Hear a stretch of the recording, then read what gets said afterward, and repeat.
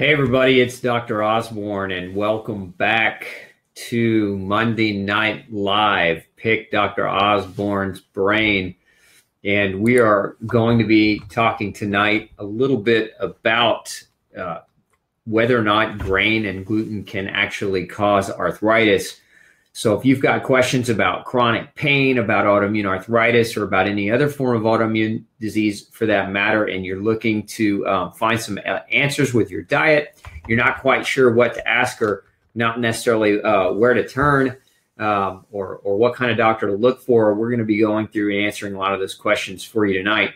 But before I dive into the show, as always, I'd love to know, number one, can you hear me? Type in yes if you can hear me. I want to make sure my audio is going well. We're working off of a different camera tonight. And number two, let me know where you're from in the world. Where are you chiming in from? We've got a big Facebook audience. It's global, and I like to know who I'm talking to. So chime in, let me know where you're from. And while we're waiting for everybody to start tuning in, if you've got questions about autoimmune arthritis, or regular arthritis, or chronic pain syndromes, type those questions in. And remember, it's first come, first serve. And also, if you know somebody with a chronic pain problem, make sure you're sharing this with them. Share it to their feed. Get them on this feed tonight so they can take advantage of the knowledge that we're about to dive into, because we want to help more people get better. So, hey, Alan, how we doing? Are we okay? The light, yeah, I can't do anything about the sunshine. So my Alan, my IT man, is coming and he's telling me that the light is bad today, and that's just because we're facing the sun. This is just the nature of the geographical nature of my office tonight, so we're dealing with that. So bear with me as we're struggling today with light issues as our studio room is being built out. So we're going to have a studio room here shortly for you. So again, where are you coming in from? Super excited tonight. We took last week off. I had to do some traveling. I was at a nutritional conference, educating about 100 plus doctors on the very, very topic of gluten sensitivity. We actually talked about gluten and brain inflammation. And anyway, it was a great conference. But again, traveling, so I couldn't be here last week. So let me know where you're chiming in from, and we'll get this show started. Again, the topic of tonight's show is, can gluten cause arthritis, pain, or can gluten cause autoimmune arthritis, or can gluten cause chronic pain syndromes? Fill in the blank, right? Can gluten cause, if it's got pain in the name, itis, right? Then we're going to be talking about that tonight with you. So it looks like we've got a pretty lively crowd here this evening. We've got Denise chiming in from Long Island, and Kathy from Pennsylvania, Christy from Iowa, Aaron from Rhode Island, Barbara chiming in from New London, Connecticut, and Judy from McAllen, Texas, Debbie from Michigan, Harry from Mansfield, Ohio, Anita from Independence, Missouri. I almost lived in Independence, Missouri. Interesting story, actually. We were on the eve of a move, and we just changed our mind at the last minute. I ended up staying here and in Sugar Land, Texas. So Independence, Missouri. I actually looked at a clinic. I was going to buy a clinic there. Harry, let's see here. Karen from Chicago, and Maja from Serbia, Emily from South Carolina, and Lynn from Australia, and Lori from Calgary. You guys just keep chiming in. Let me know. Okay, so let's dive in tonight. So I'm going to throw up some pictures tonight. I prepared some things for this show tonight for you, because some of it's funny, and I think this is a great play on words. So it's no coincidence that the French word for bread is pain. And if you've ever toured France or gone to France, you'll see P-A-I-N, pain, that means bread. So if you're going like into a pastry shop or something along those lines, that's the word that you'll see. Again, no coincidence that that's there. And anyway, here we go. Let's pull that down. Okay, so what do we know about grain? I call it grainflammation because there are a number of different medical conditions that have been actually shown to be caused as a result of gluten exposure. And when I say caused by, I mean direct causation. I mean gluten can actually cause these things. It's not that gluten is the only cause for these diseases, but gluten can definitely cause these diseases. And so remember, with autoimmunity, there's typically 4 triggers, and gluten is one of the major ones. And when I'm talking about gluten, you'll hear me talk a lot about using the word gluten and grain interchangeably, and it's because they basically mean the same thing. So for the sake of not confusing anybody, when I talk about going gluten-free, what I'm really referring to is true gluten-free, which is actually grain-free. So when you hear me say no grain, no pain, we're talking about no grains whatsoever, because all forms of grain have a different form of gluten in them. And those different forms of gluten have been shown to create chronic inflammation. But these are research studies that show that gluten directly has been shown to cause these 10 different forms, and these are predominantly autoimmune conditions. So rheumatoid arthritis, lupus, reactive arthritis, fibromyalgia, scleroderma, dermatomyositis, juvenile rheumatoid arthritis, migratory arthritis, mixed connective tissue disorders and diseases, and ankylosing spondylitis. Now, we could actually add other forms of autoimmunity to this list if we wanted to. For example, psoriatic arthritis. If any of you out there struggle with psoriasis, it's part of the same family of disease.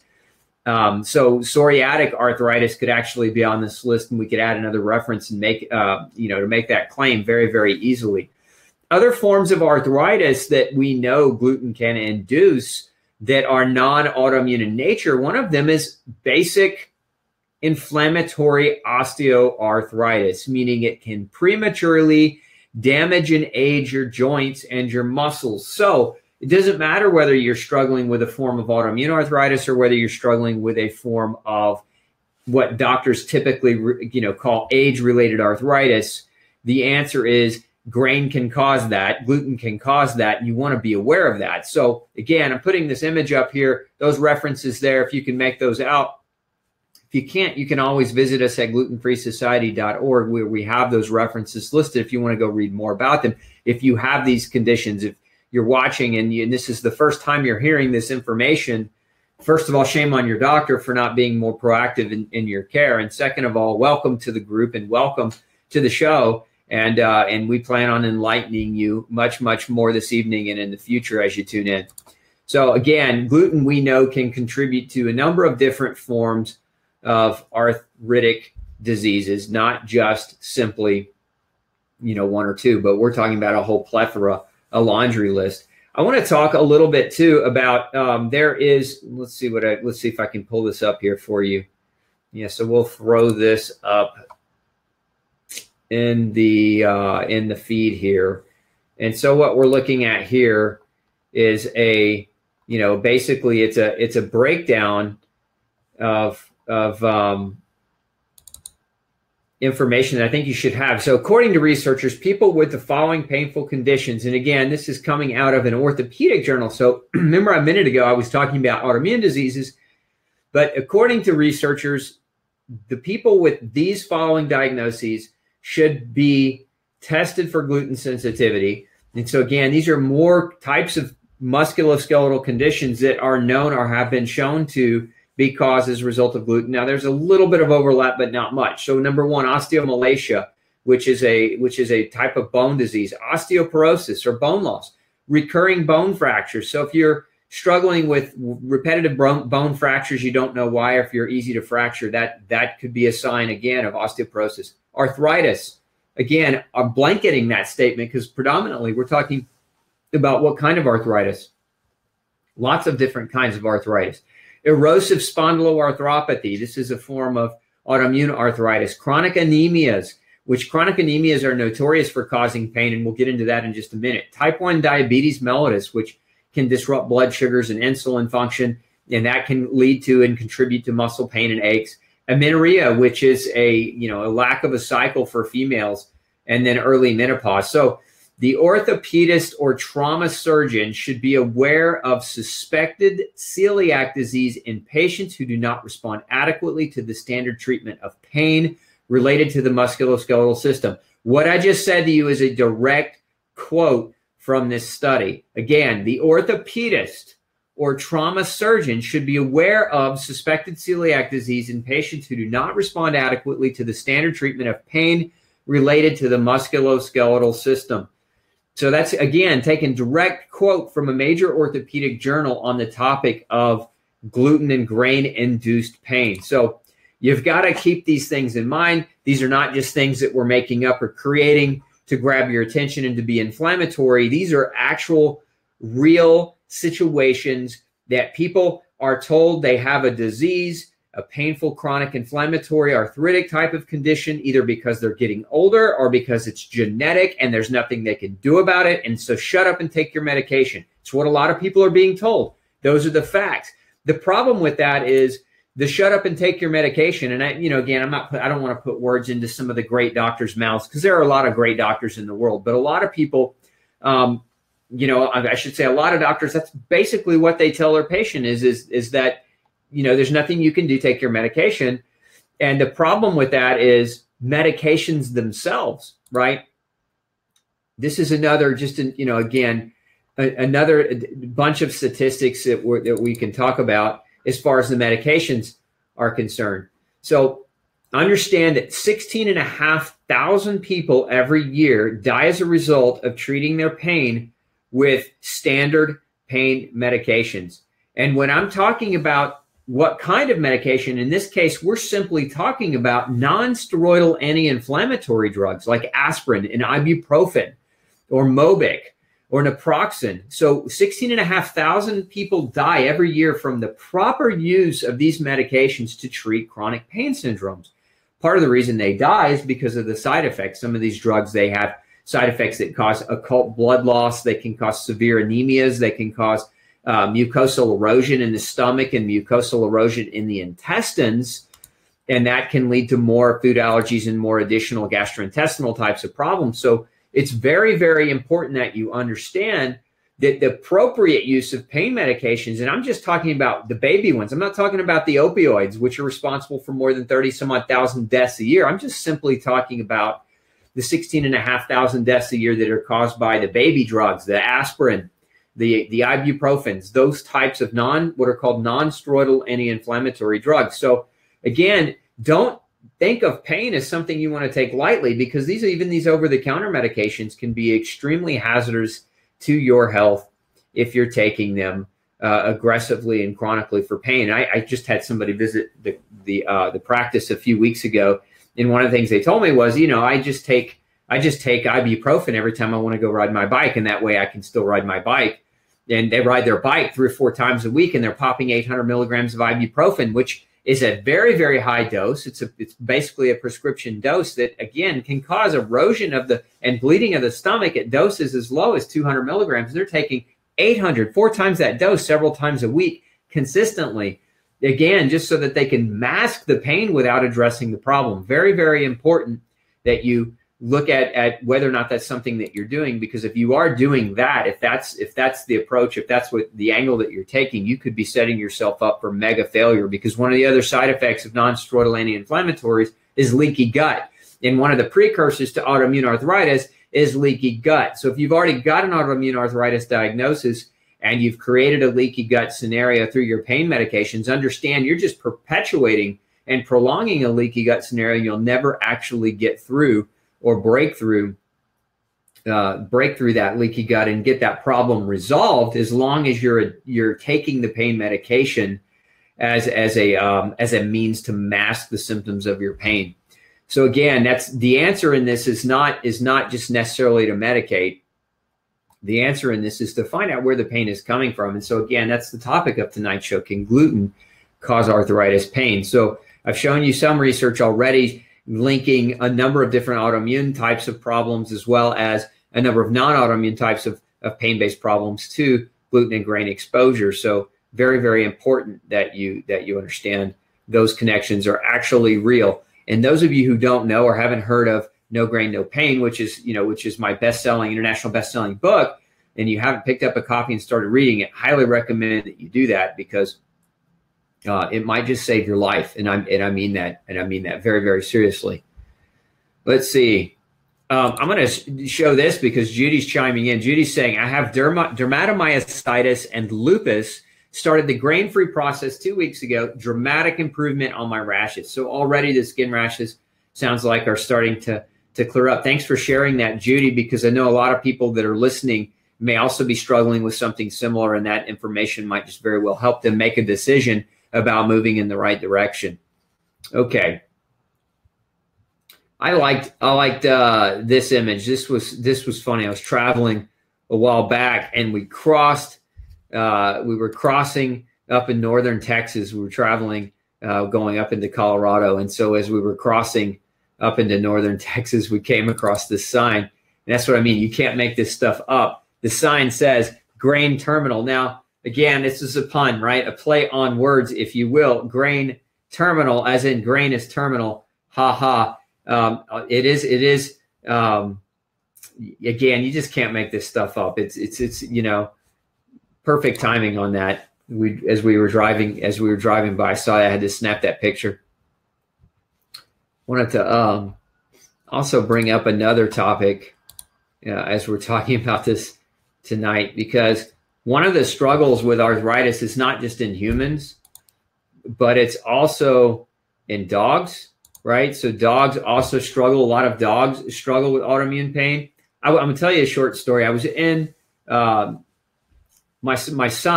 middle son just recently got a Yorkie, and so we were in the dog food store, right? We were in the pet store, and we're going down all the aisles. And about 10 years ago, you could not, for the life of you, could not find a grain-free dog food. There was no such thing as a grain-free dog food really in any grocery store.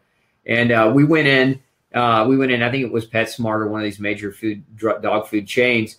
And we were really just looking for toys, but we were looking at the dog food aisle, and now almost 90% of all of your choices are actually grain-free. And I loved seeing this because dogs are not grain eaters. They're carnivores, although they're also scavengers, and they, in the wild, they eat a lot of intestinal.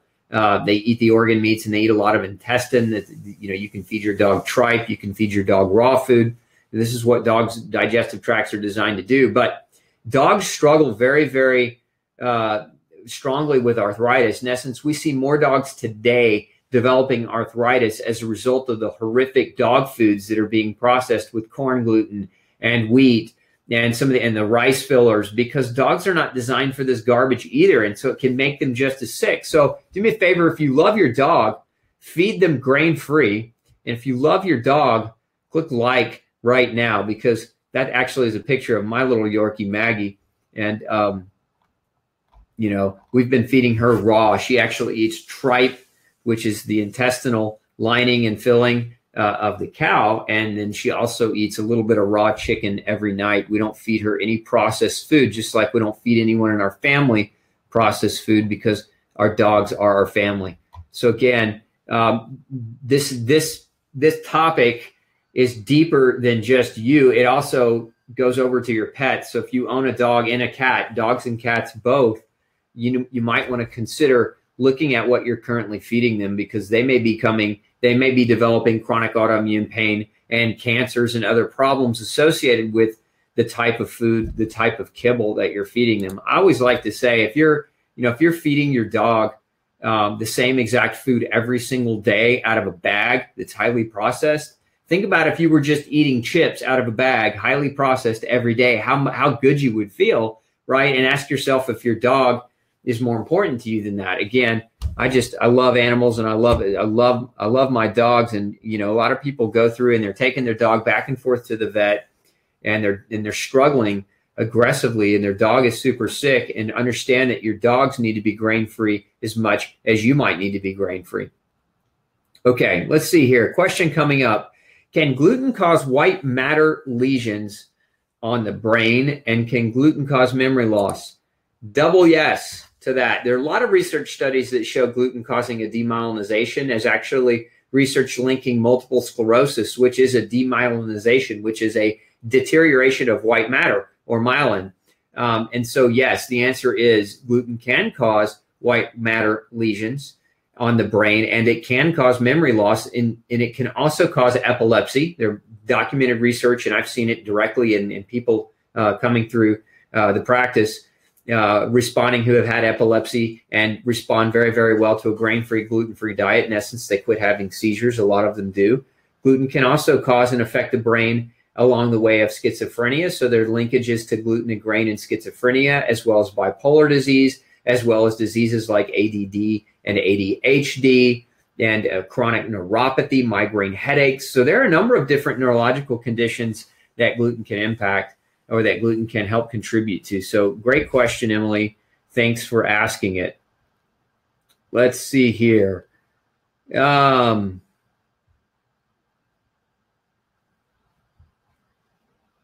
So here's another question coming through. And again, if you have questions, get them typed in early because we have limited time and I get to as many of them as I can. Then I want to make sure I get to your questions this evening on this topic. I'm going to throw this image up there too, because this is the reality, is that for many people, joking aside, but also, we have to find our sense of humor in all this because, a sense of humor and hope is oftentimes what gets us through the painful situations. And so without humor, a lot of times we're left with none, right? And we're just left with misery. So, but honestly, this is what some people describe to me. Their chronic pain, their chronic neuropathy is almost like sitting on a torture chair when they get gluten or when they get exposure to gluten. So again, it very, very much a serious situation where gluten can create major pain, both through the nerve as well as through the inflammatory process in the muscles and the joints. Let's see. Kathy's asking question. New to this issue, took 20 years to get diagnosed. That's fast. Most people it takes 30, but I'm glad you got a diagnosis, Kathy. Took a gastro doc to know I have supposed MS. I'm going to assume you mean multiple sclerosis, fibromyalgia, extreme chronic pain, et cetera, et cetera. I stick to salads and fruit. Haven't gotten all the info on making my own recipes yet. So my question is, I am thinking I don't even have fibromyalgia or MS, osteoarthritis. Is that possible? My horrific rashes have gone away after stopping gluten. It has been a lifesaver. Well, first of all, Kathy, I'm so excited for you. I mean, I love to hear that you're feeling better already going grain-free. The answer to your question is, yeah, it's possible that you got a misdiagnosis, that you don't actually have fibromyalgia. Here's the reality. Diseases are names, right? And doctors give diseases names in order to classify them. And in today's medical system, we give disease classifications as a primary reason to justify which drug is going to be prescribed, because that's the way insurance works, right? So understand that those codes that doctors use, those ICD-10 codes and what are called CPT codes. ICD-10 codes are diagnostic codes. CPT codes are what are called current procedural terminology codes. And doctors use these codes first to give a number to identify the name of your disease, and second, to give a drug that insurance will cover to treat the symptoms of your disease, not to cure your disease, not to heal your disease, but to mask the symptoms of your disease. It's a really backward system that we have. It's unfortunate. And that's not to say that some people don't require, that they're not in such severe pain, that they don't require some pain medication. But ultimately, pain medication doesn't fix chronic pain. Pain medication masks pain. And so the bigger question is not, what do we choose to call the disease, but why the disease exists in the first place? And that's what, to me, that's the question doctors should be asking. They should be asking, why do you have this list of symptoms that we're calling X, Y, or Z disease? And where is that coming from? And what can we do to help you change that? As opposed to saying, here is the drug that masks the types of symptoms that you have. There's nothing you can do about it. It's your genetics and it's your age, which is what a lot of doctors say. And it's, unfortunately, that's just the world that we live in. So it's possible that you didn't get a wrong diagnosis and that your symptoms really did match, textbook, what fibromyalgia, MS, and osteoarthritis are according to medical textbooks. But, are they a correct diagnosis if going gluten-free takes all of those conditions away? Or is gluten sensitivity the better terminology to use? And, I think we know the answer to that. I think we could argue that, gluten sensitivity would be a better terminology to use, knowing that gluten sensitivity is not a disease, but gluten sensitivity can cause disease. So in essence, people with gluten sensitive gene patterns who are gluten sensitive, who expose themselves to gluten, create chronic inflammation that leads to chronic illnesses and autoimmune arthritis and other forms of inflammatory pain. So if gluten is the cause of those things for you, then gluten sensitivity would probably have been a better interpretation. But the answer is, yeah, it's possible. It's definitely possible that you don't actually have MS. But if you have the symptoms that match MS and the doctor doesn't know how to go about looking for why, then that's what you get, right? That's what you get when you go into traditional medicine. You get those labels, and then you get the drugs to treat those labels, even though the drugs don't actually ascertain why the disease exists. They don't fix why the disease is there. And they're masking. They're masking. Michelle chiming in. Love it, Michelle. Thanks for sharing. Her asthma is gone after getting rid of gluten. We actually did an entire show on gluten and asthma a couple of weeks ago. I'm super excited for you, Michelle, that you're feeling better getting gluten out of your diet. Let's see.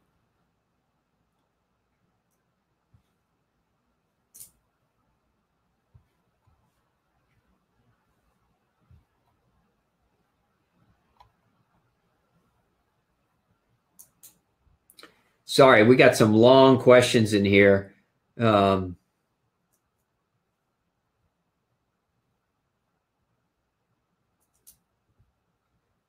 I'm not sure if this is a question or not. It's Jessica's chiming in, and it looks like she might be answering somebody else in the feed. So I'm going to leave that one alone.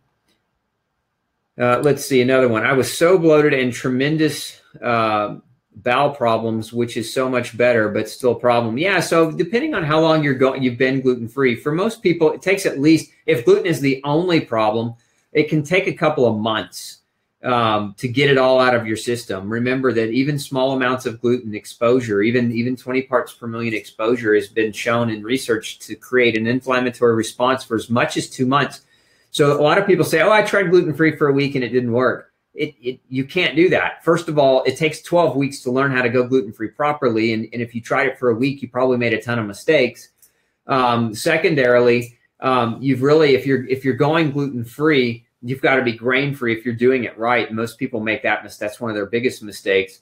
But also you've got to have enough time off the grain, because you've also got enough time for your immune system to recover, because the immune system, understand that your immune cells are every 6 months they turn over. But if you've got an overreactive immune system because gluten is causing an autoimmune disease, it can take several generations of white blood cell turnover to really get the full degree of pain under full control and to get all the symptoms under full control. So again, don't shortchange the diet. Don't expect a miracle tomorrow, because if you're gluten sensitive and you've been eating gluten your whole life, you're not going to change or reverse 30 plus, 20 plus, 10 plus, however long you've been eating it, years of gluten-induced inflammation in a day or a week or a month. It takes time, and you've got to give your body what it needs to heal and repair itself. Okay, let's see here. This is another one. Jessica's saying that her daughter got rashes when she first quit gluten. It was like detoxifying the system. Yeah, and that's a very real possibility. Is a lot of times when people get off gluten, they actually suffer with side effects and withdrawal effects and what's called a Herxheimer reaction, where their body actually starts to detoxify. And one of the tissues that really detoxifies is the skin. And so we'll see a lot of these things coming out in the skin and manifest as rashes. Oh, I love this question here. Shannon, will wild sourdough bread? Well, I don't know what that question means, but some people ask this question, and maybe this is what you mean, Shannon. You can chime in if you mean differently. But some people ask, is sourdough bread safe to eat on a gluten-free diet? And the simple answer is no. If you're gluten sensitive, sourdough bread is not safe. Now, the process of creating sourdough bread, in essence, adding certain bacteria to the bread, will diminish the gluten content, but it doesn't make the bread gluten-free. So if you are truly gluten sensitive, at your genetic core, if you're gluten sensitive and you're consuming even sourdough bread, you're still going to have health consequences as a result of getting that gluten exposure. Okay.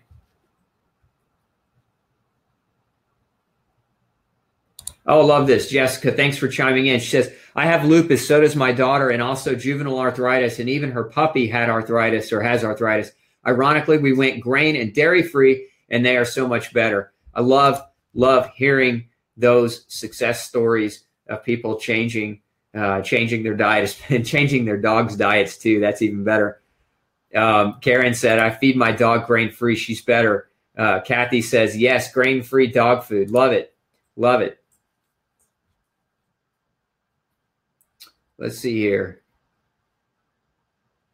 Oh, great, Kate. I'm glad you got your book today. Looking forward to learning more about your condition. Yeah, I'm super excited for you. There's a lot of great information you're going to learn reading No Grain, No Pain. And make sure you come here every Monday evening at 6 p.m. because if you've got questions as you're reading and going through it, I'm here to help you navigate some of that. Now, also, you might want to join our Facebook support community. It's called the Dr. Osborne Support Community. It's for those of you who are reading No Grain, No Pain, and you're going through trials and tribulations trying to get better, and you want a community of people you can share recipes with, ask questions about the process. We've got a lot of veterans in the group that can help you guide your way through it as well. This is a great question. Why are GPs so clueless about celiac? Look, I went through a period in my career where I was really, you could call it anger. I was angry with general medicine because they were just completely ignoring diet as a whole. And what the reality is, and as I was doing research on why GPs and why a lot of your, it's not just GPs, it's internal medicine docs, it's cardiologists, it's, hepatologists, it's, you name it, name the specialty. Most of them don't know anything about celiac disease, including the GI docs. I mean, it's not to say none of them don't. I mean, there are a lot of great and wonderful doctors that are out there. So I don't want to make a generalizing, sweeping statement and damn all doctors who are out there just trying to do a great job for people. But the reality is this: understand that less than 7 hours of nutritional training are actually given in medical school. And generally those 7 hours focus on how unimportant nutrition is versus how important it is. So these doctors are graduating with the belief that nutrition is just not important, and realize that celiac disease is a disease of nutrition. And that's why a lot of them are just not, they just don't get it. They're just not there. They didn't get the training. They didn't get the education. They didn't get the nutritional background. So they just don't understand how critical and important it is. That's why so many people are moving away from their general docs and they're seeking out alternative medicine. They're seeking out functional medicine. They're seeking out nutrition because they can't get a solid answer. All they're really ever told in the doctor's office is, hey, I don't know why this is happening. Eat right and exercise and take this medication. It's just something you're going to have to live with. That's not a real solution or an answer. And, again, I say, instead of blaming doctors for a lack of education, let's create a scenario where you educate yourself, right, and empower yourself and take ownership of your own health. That's really the best thing that you can do anyway, no matter who your doctors are. Even if you've got functional medicine doctors, really it boils down to the person taking ownership of their problem and acknowledging that and then making the corrective actions to get better. Let's see here.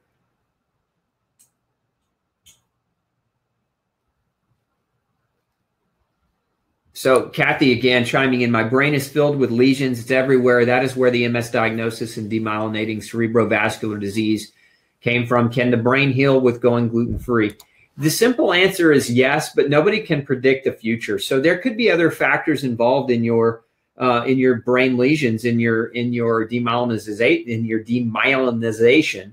And so some other things that are common nutritionally that I have seen with people with demyelinating disease. Number one is heavy metal toxicity. Now, that doesn't really have a whole lot to do with grain, right? I mean, it can if you're eating a lot of rice and you're getting exposed to arsenic and cadmium and lead, which can create neurological damage. But mercury, as an example, a lot of people have silver amalgams that are leaching mercury to a high enough level that's creating neurotoxic damage. Some people have vitamin B12 deficiencies, which can cause demyelinization. B12 deficiency can mimic multiple sclerosis. So there are other factors, Kathy, that you definitely want to work with a doc to help you identify the other potential reasons why you might have demyelinization beyond grain, beyond just gluten, because this is a serious enough issue that you don't just want to say, I'm just going to go gluten-free for 6 months, because you don't want to lose 6 months of potential therapeutic benefit. Because if you are B12 deficient, yes, you can start remyelinating tissue with vitamin B12 if that is the reason that your demyelinization is occurring. So again, part of it is finding out if there are other triggers for your condition that you can alter or change or get addressed through nutrition or lifestyle.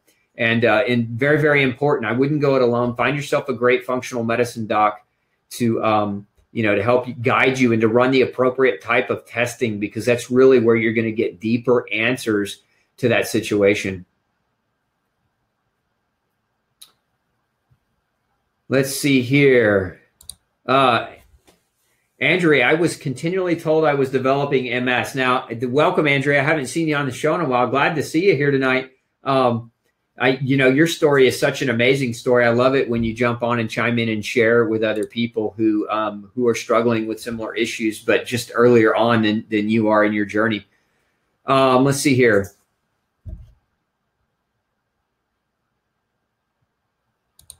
Let's see. Maria is asking, I've been on a true gluten-free diet. And again, for those of you who don't know, true gluten-free is grain-free for the last 6 months, but I got accidentally gluten last week. Now I'm feeling strong pain in my knee joints this week. Can this be due to the accidental gluten consumption from last week? It absolutely can. What I'm going to do, let's see here. I'm going to pull this up for you. I just did I've done this a couple of times, but I just did a major piece on how to rebuild and support your immune function after getting gluten. So, this is a major problem for a lot of people. So what I'm going to do here, I'm going to post this down below, and I'm going to title it Gluten Recovery. And there's a link there, and you can go watch and read that information and get more dialed in on what you can do to protect yourself in the future from the potential for gluten cross-contamination, but also to help support your immune system and help to support, kind of a normalized inflammatory response after that gluten exposure. Thanks for chiming in, Maria. Let's see here. Yeah, I love this. Kay, Hashimoto's and gluten equal pain. Yeah, for many reasons, because low thyroid hormone can actually cause muscle atrophy, leading to muscular pain. It's not uncommon. It also, low thyroid leads to basically a disruption of your normal metabolism. So what can happen is your muscles won't heal as quickly. They will break down easier with exercise, and you can develop a lot of chronic muscular and joint pain as a result of having Hashimoto's. And again, it's not the gluten directly, in this case, affecting the muscle directly. It's the gluten that can affect the thyroid gland, and the thyroid hormone deficiency can impact the health of your muscle tissue, leading to chronic pain. So it's very, very common to see that scenario. Let's see here. Oh, love this. Kathy chiming in again. I quit taking my meds I quit pain pills, muscle relaxer, seizure meds, anticonvulsants, and I am even better. That was my decision, and it was a good one. I do Reiki healing and yoga and a lot of stretching. So much better now. Not for everyone, but it worked for me. Love it. I love, that's the whole thing, right? This journey, your journey to improve your pain is your journey. It's not everyone else's journey. And this is where a lot of doctors make mistakes. A lot of the general docs will say, well, there's not enough research for this, or there's not enough research for that. And they ignore you and they ignore your symptoms, making the claim that there's no research, when a lot of times they haven't read the research. The research fully exists. There are thousands and thousands of research studies showing how gluten can cause autoimmune inflammatory pain and other problems. They've just refused to read them. And number two, look, what more do you need? I mean, how many, I guess maybe we should poll the audience here tonight. How many of you, if you have been into a doctor's office and the doctor accused you of lying about your symptoms, right? What an insult to go into an office, spending your valuable time, spending your valuable money to ask another professional for their opinion, and then they call you a liar or they call you crazy. If that's happened to you, just chime in and hit yes, or chime in and let us know. I just want to kind of get an idea for how many of you in the audience that's happened to, because that's a common story I hear. And that the reality is, a lot of doctors, just because they haven't read the research doesn't mean it exists. And when you're there in front of them, you are the research. Understand that, doctor means teacher. And to be a teacher, you have to be a perpetual student. So as a doctor, my best teacher is the people that come to see me. Why? Because I learn from them. Each one of their stories, each one of their unique, specific journeys and symptoms and experiences are a new lesson for me. That's why they call it a practice. You're not perfect. None of us are. Then every day we practice and we get better, because we see case after case of people getting better or not getting better, people responding or not responding for different reasons. That is a big part of what makes a doctor is being willing to listen and to learn from their teacher. And again, the teacher to the doctor is the patient. That is the daily lesson that many doctors forget. And so then they insult you when you go into their office. And that is a travesty, because who wants to waste their time to go and pay money to go be called a liar? What, and you know, that, anyway, I'm going to get off of that. But I'm just interested how many of you have had that experience. Oh, love this. I'm going to get to that in a minute. So Aaron's chiming in. I was diagnosed with 25 different autoimmunities. All went away when I went grain-free. Well, except celiac disease. No symptoms unless I get gluten zapped. Love it. Thanks for sharing, Aaron. That's a powerful, powerful story. Let's see here.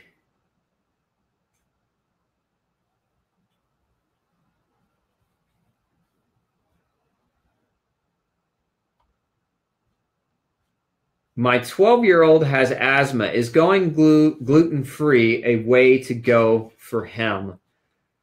So a simple answer to that is, you know, yes, if gluten is the reason that the asthma exists. No grain.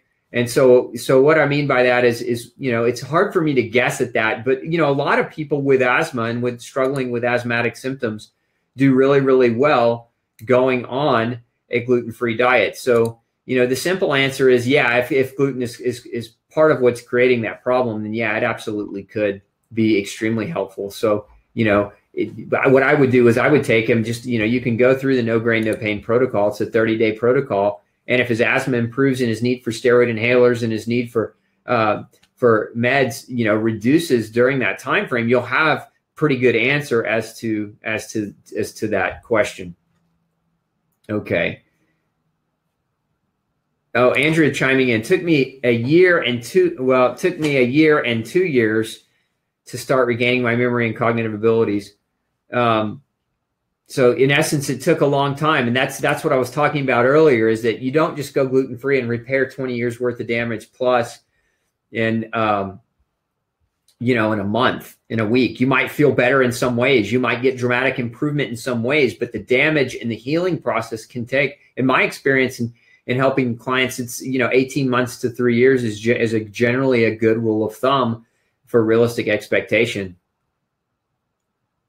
So Eddie's asking, sourdough that has been fermented for 36 hours isn't safe. No, it's not. Not if you're gluten sensitive. Again, this is one of those perpetuated myths that people who want to sell you sourdough bread talk about. They want to sell you more sourdough bread, so they tell you how safe it is for gluten sensitivity. That to me should be a crime. Those people, you know, I don't know. That just isn't right. Now, if you aren't gluten sensitive, is sourdough fermented bread that's made from organic grain a better option? Sure it is. But if you're gluten sensitive, no, it's not gluten-free, no matter how long it's fermented.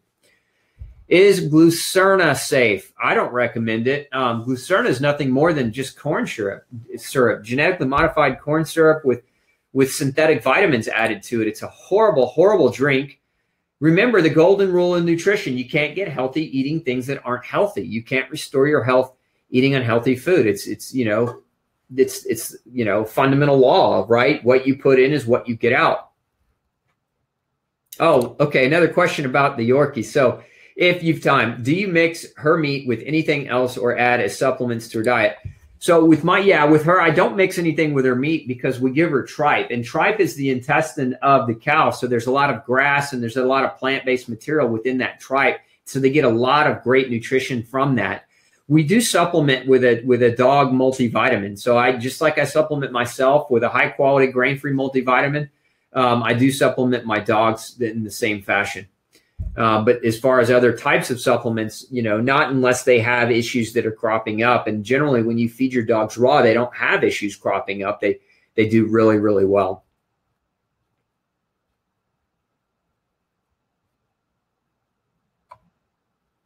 Let's see here.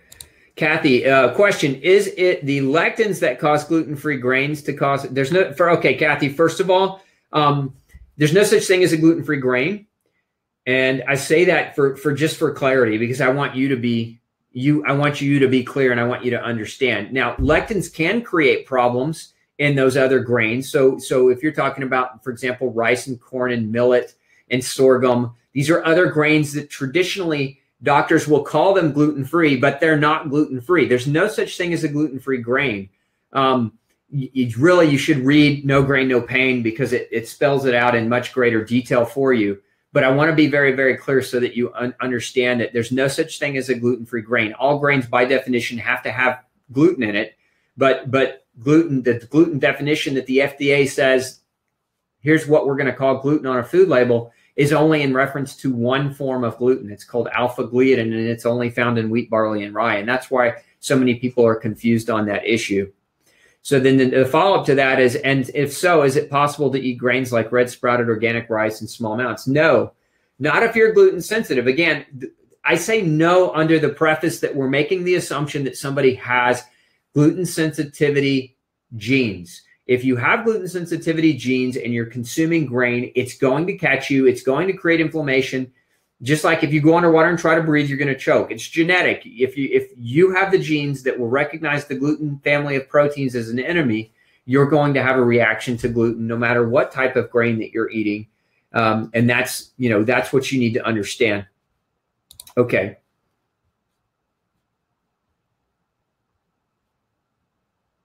So Melissa's chiming in. I've recently twisted both my knees, found out kneecap is slightly out. No pain medication is helping. Should I try the gluten-free diet? I'm healing so slowly. You can, Melissa. And, it's hard for me to know because if you've got a traumatic injury, there's other reasons that you could not be healing slowly. And so what I would actually recommend that you do is go visit with a good qualified chiropractor who specializes in knee.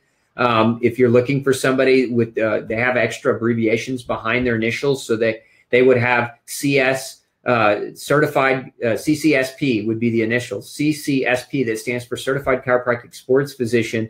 And so these doctors have trained more aggressively on extremities. So they understand the knee and knee injuries a lot more than somebody who didn't receive that training. But I would find somebody and get a second opinion about why your knee might not be healing. And you could have some nutritional issues and you could be gluten sensitive too. And it's certainly worth investigating. But, again, I would hate to tell you to go grain free and you lose a month and not feel better because you have a, post-trauma issue that really hasn't fully resolved because you haven't had it properly treated. So I do both things. I would do both of those things to determine, what might be helpful for you.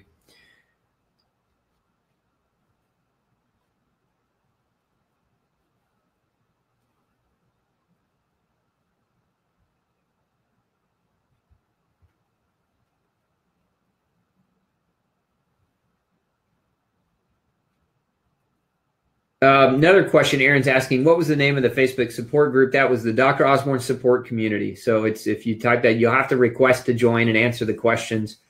We just want to make sure that we curate that group because we don't want people coming in there spamming the rest of the members who are in there just trying to help each other on this journey. Okay.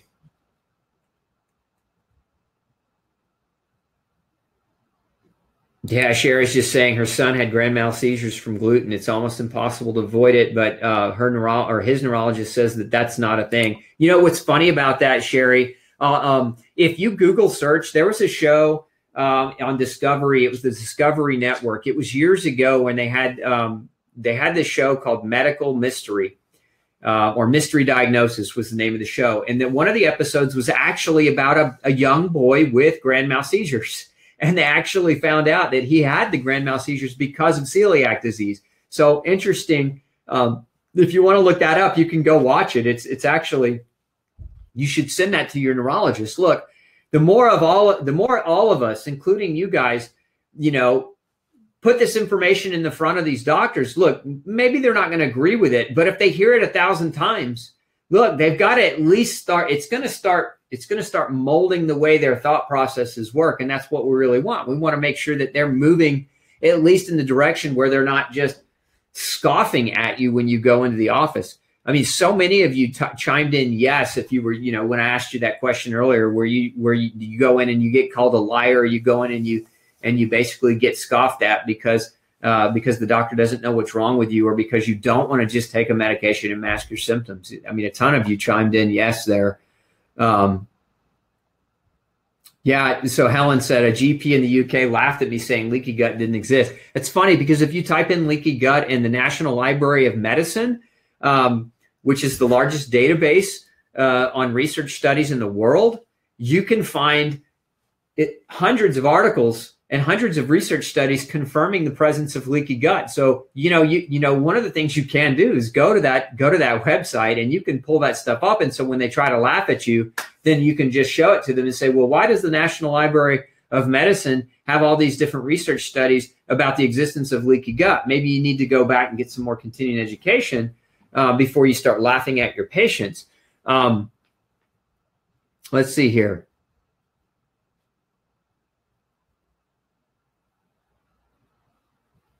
Wow. So Melanie's saying that they all quickly push the biological medications trying to find the magic one. There's no magic one, I promise you that.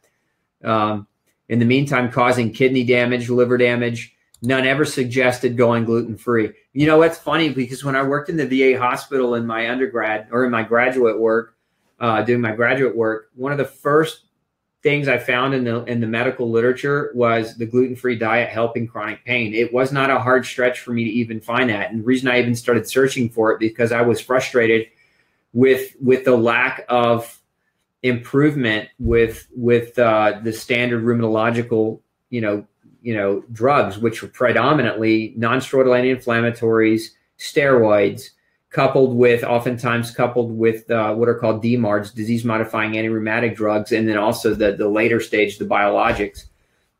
Anyway, yeah, I agree with you. It's sad that the rheumatologists are not embracing this.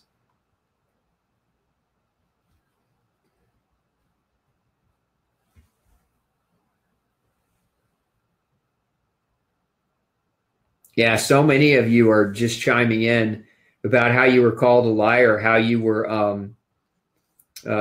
called psychosomatic. I thank you for being brave enough to chime that in and share that with everyone.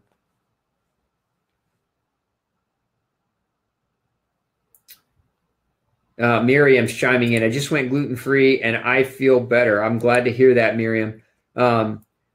So the question's coming up, what do I feed my dog? I think I answered that one already. Yeah. So again, this is for confirmation, Sandra. So are you saying whole grain oats and steel oats are not gluten-free? Yes, that's exactly what I'm saying. The name of the gluten found in oats is called avenin, and it can be very toxic to the people with gluten sensitivity. And there have been a number of research studies that have confirmed this.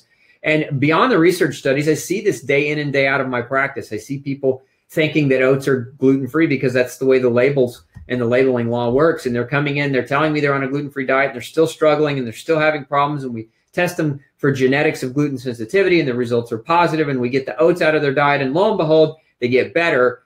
And so to answer your question, yes, if you're eating steel-cut oats or gluten-free oats, know that you're getting a form of gluten that can potentiate inflammation and create problems for you if you are gluten sensitive.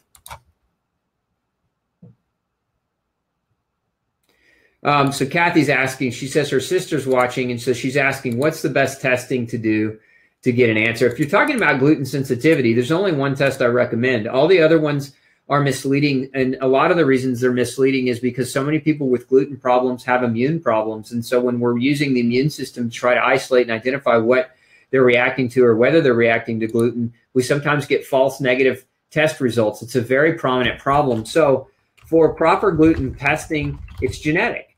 And I'm going to put a link in the feed for you. I just put that link into the feed on genetic testing for gluten sensitivity. So it should be coming up any second now. Good question.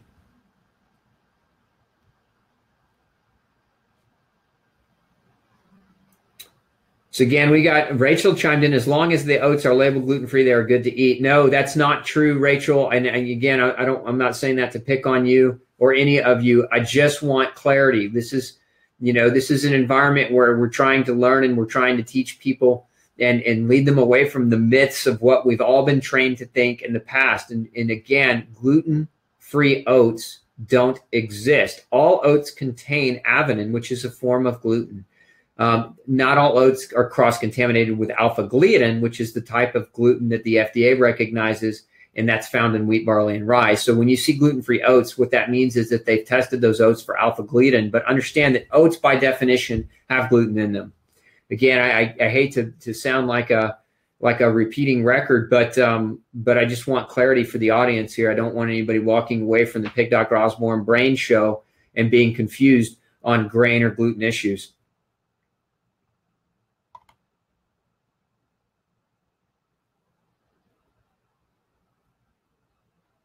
Yeah, and I love this. Andrea is sharing more of her experience. She said she got a lot worse when she started adding subgrains and large amounts of rice, corn, etc. into her diet. That's when most of her neuro problems really started to aggressively increase.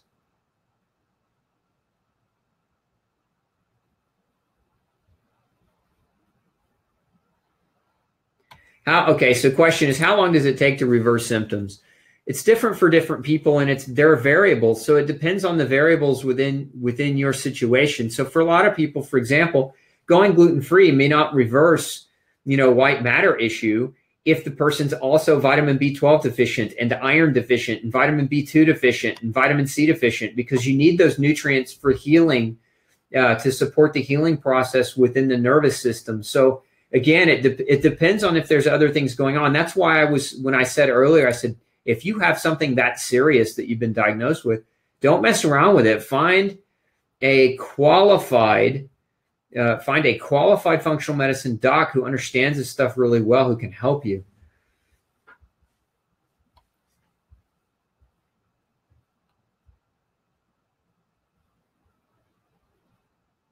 Okay, so Holly's asking, there are tablets being sold that claim to stop gluten symptoms for gluten-sensitive people. What is your opinion on these tablets? To give you my opinion, it would help me better if I knew exactly what product. If you're talking about some of the digestive enzyme products, they can work pretty well, but they don't work well in this. So some of them are being sold under the auspice that you take them and eat all the gluten you want. And that's a lie. You can't do that. And if you do, it'll get you in trouble. Those products are really designed, more than anything, they're designed to reduce and minimize the potential damage of gluten cross-contamination. But they're not a carte blanche for you to go to the buffet and all eat breadsticks and eat bagels, right? So understand that, those types of tablets, again, if you're talking about digestive enzyme tablets, some of them have certain enzymes in them that help to degrade gluten. I formulate one called Gluten Shield. But again, I want to be very clear. It's to take when you travel. It's to take when you eat OPF. OPF is other people's food. If you're not sure that other person understands gluten the way you do, the best thing to do is just not eat their food. But if you're traveling and you don't have options, you want to take a Gluten Shield or another a protective digestive enzyme that will minimize your gluten exposure.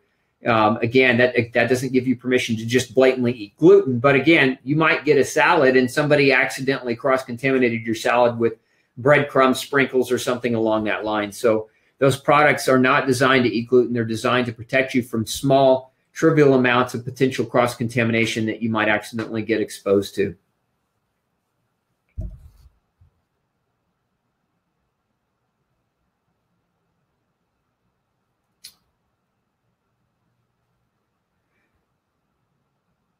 So let's see here. How do I take enzymes, and how can I take betaine HCl at the same time? Easy. You just take them together. What we have at the Gluten-Free Society support store is we have Gluten Shield, which you take 2 of those with each meal, and we have something called Ultra Acid, which you take 2 of those with each meal as well. So you just take 2 of each one 10 minutes or so before you eat to help support your digestion.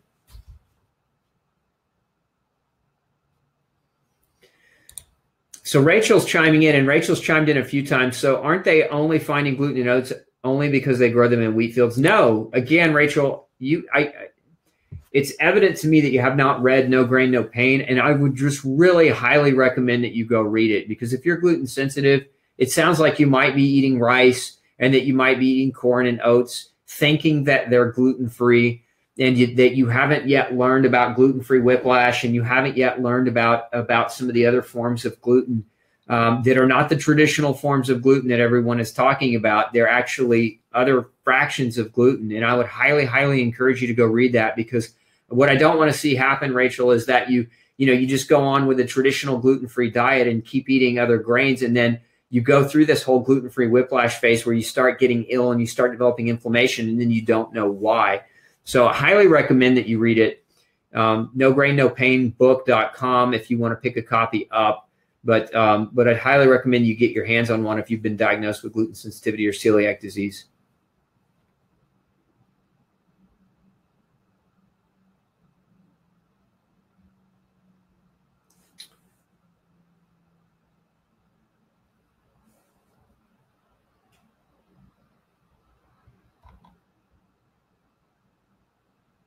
Let's see here. Lots of questions.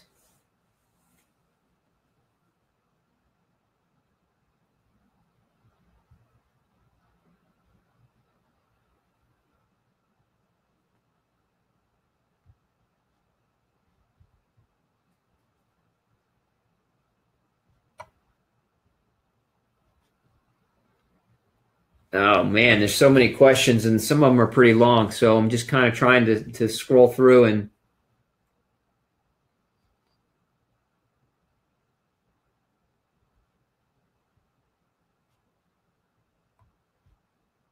oh, Donna's chiming in. Thanks, Donna, for chiming in.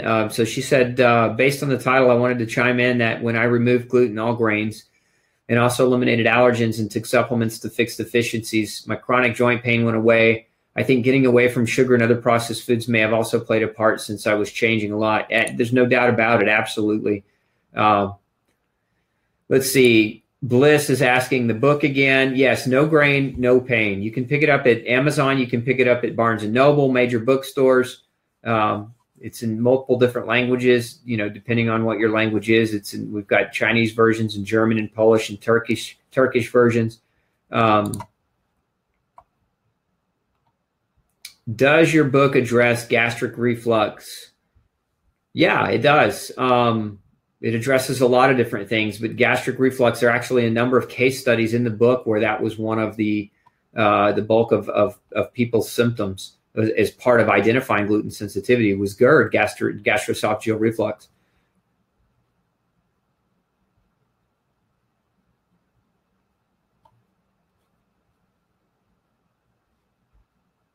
Okay.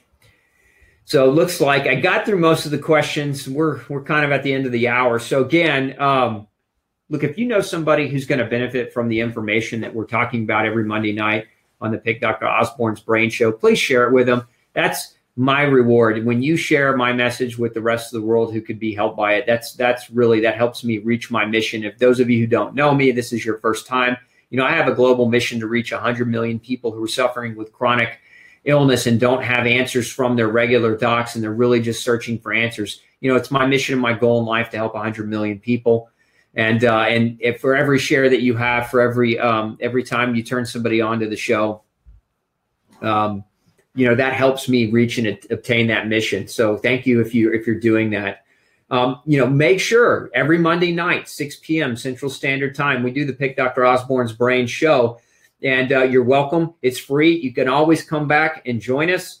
Again, it's here, right here, live every Monday evening. So want to make sure that you join us here. You can also subscribe to our feed. If you go to YouTube, youtube.com/glutenology, you can subscribe to our channel there. A lot of our replays are also housed. So if you subscribe, you get email about our replays of these live broadcasts if you have to miss one. You can also go over to glutenfreesociety.org. Make sure you sign up for our gluten-free survival kit. It's free to you. It's just my gift saying, hey, thanks for coming over here to try to get more educated, to get yourself better. You know, together we can help more. So that gluten-free survival kit, you can go to glutenfreesociety.org, just sign up for the newsletter there, and you can get your free copy of that survival kit, among other excellent resources to help you on your journey. And again, share this information with a friend or a loved one. We'll see you next Monday, same time, 6 p.m. Central Standard Time. Have a great week, and we'll see you in about 7 days. Take care.